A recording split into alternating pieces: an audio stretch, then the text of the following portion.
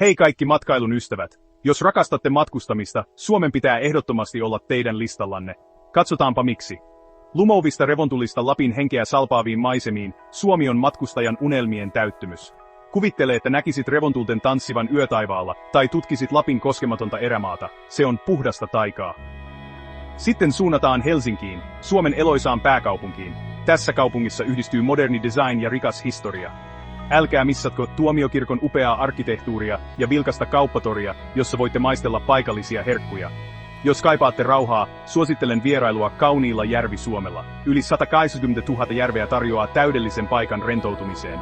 Kuvittele itsesi melomassa kristallinkirkkailla vesillä tai rentoutumassa järvenrannan saunassa. Aivan ihanaa. Seikkailun haluiset, Rovaniemi odottaa teitä.